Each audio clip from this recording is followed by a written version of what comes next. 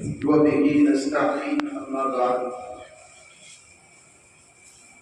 فقد قال الله تبارك وتعالى في القرآن المجيد والفرقان الحميد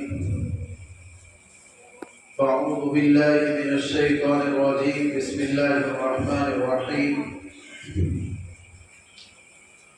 ذلك الكتاب لا ريب فيه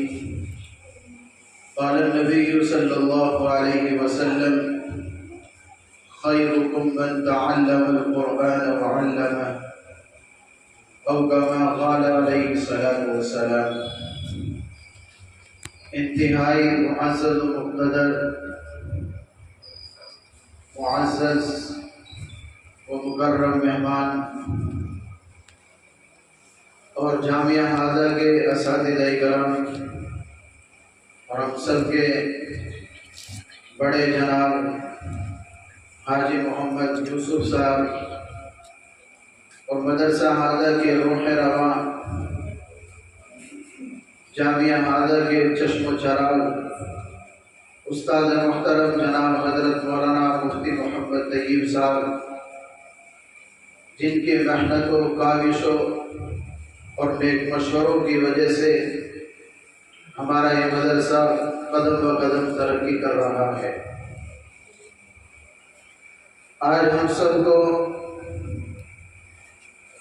قرآن کریم کی تلاوت سن کر کے اس چھوٹے سے پروگرام نے ہمیں یہ سبق دیا ہے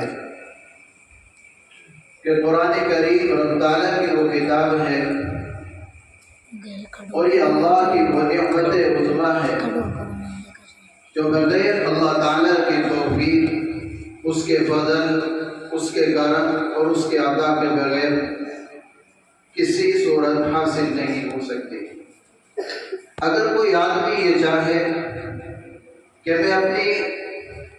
تمام مال و دولت کے خرچ کرنے کے بعد اللہ کی اس نعمت کو حاصل کر لوں، یا اپنی تمام تر محنتوں کے باوجود اگر انسان یہ چاہے کہ میں اللہ کی اس نعمت کو حاصل کر لوں تو یہ کسی صورت ممکن نہیں ہے، کیونکہ یہ اللہ تعالیٰ کا فضل ہے،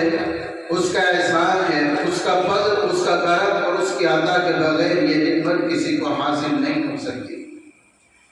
جس کا نقشہ اللہ تعالیٰ نے قرآن کریم کے اندر یوں کھینچا ہے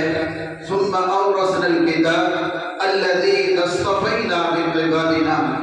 ہم جس کو چاہتے ہیں قرآن کریم کی دولت عطا کرتے ہیں اور جس کو چاہتے ہیں قرآن کریم کی دولت سے محروم کر دیتے ہیں۔ یہی پر ممکن نہیں بلکہ یہ تو ایک پرانا نظام چل آ رہا ہے۔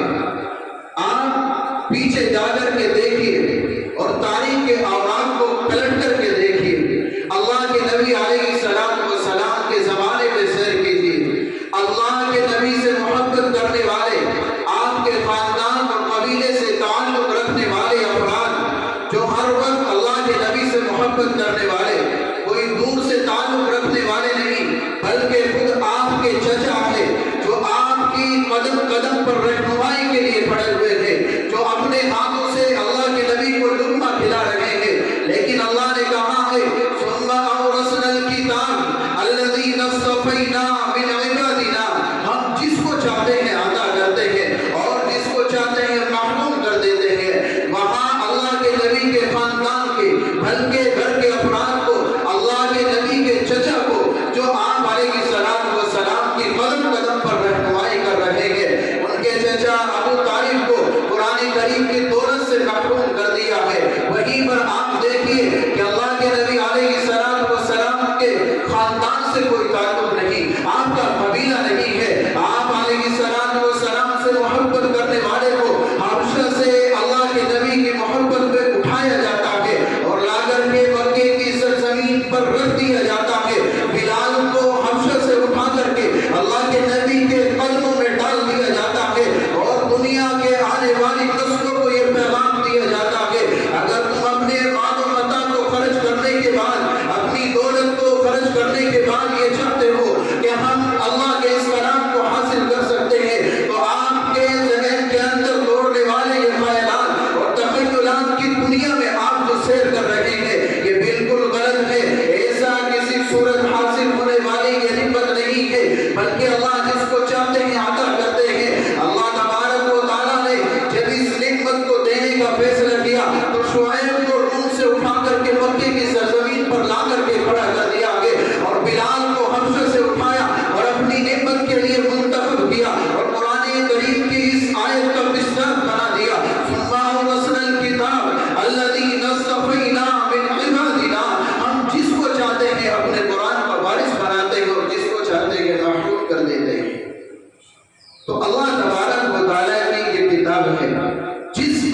को,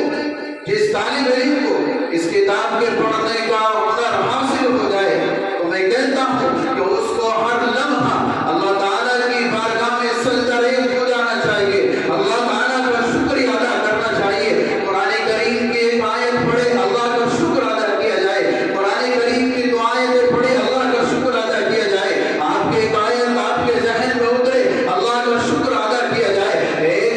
सबर का सुनाने वाला, वो भी अल्लाह का शुक्र अदा करे। आधा सबर का सुनाने वाला, ये भी अल्लाह का शुक्र अदा करे। और एक को कुरान करीम का सबक सुनाने वाला, ये भी अल्लाह का शुक्र अदा करे। अल्लाह फरमाता है लइन शकरतुम लअज़ीदन्नकुम, अगर कोई मेरी नेमतों पर मेरा शुक्र अदा करता है, लअज़ीदन्नकुम, उस अहकमुल हाकिमीन का, उस तमाम कायनात के बनाने वाले का